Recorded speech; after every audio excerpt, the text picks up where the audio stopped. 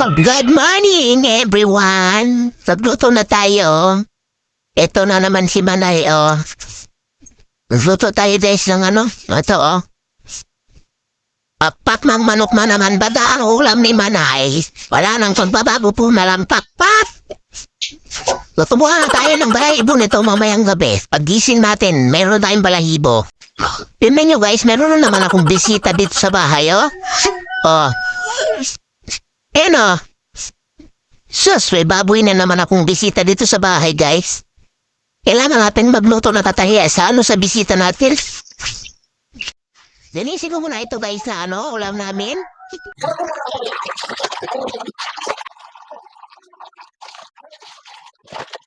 Tulse, nakasawa pala, guys, yung ating tignan nyo. Tumubo na. 1 taon na to sa rep. Lutuin na natin, baka mamunga ulit.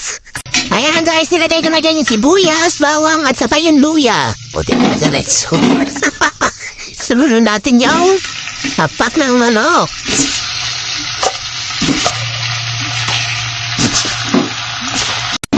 Masayaw na naman yung saltero ko, guys, oh. Labi kasi nagpapatugtog yung kapitbahay namin. Kaya pati kaldero ko gusto sumayaw. Mag-add na tayo, guys, ng patis. Mag-add na tayo ng tubig. Depende sa inyo, guys, kung gaano karami yung tubig na ilalagay nyo. Ako 1 drum kasi nilalagay ko dyan. Para kahit sabaw man lang ulam na. Charis! Depende sa inyo, guys, kung gaano karami yung sabaw yung ilalagay. Nasa sa inyo na yan. Bahala na kayo sa buhay nyo. Alam nyo na yan. Malalaki na kayo. Ilagay na natin, guys, itong sayote. Ito, guys, kapag naluluto ng tinola, naglalagay ng siling haba. Ewan ko ba sa kanila, bakit naglalagay sila? Siguro kayo hindi na kayo naglalagay ng ganito. Dito ko lang natutunan yan. Hindi masyado maluto yung ating sayote, ilagay na natin itong sili, dahon ng sili, at pagkatapos, lubog lang natin ng ganyan.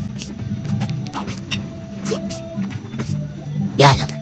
Tapos, katayin na natin yung apoy. Okay na yan para sakto lang yung pagkaluto ng sayote natin. So, bye-bye, guys! Nataluto na naman si Manay!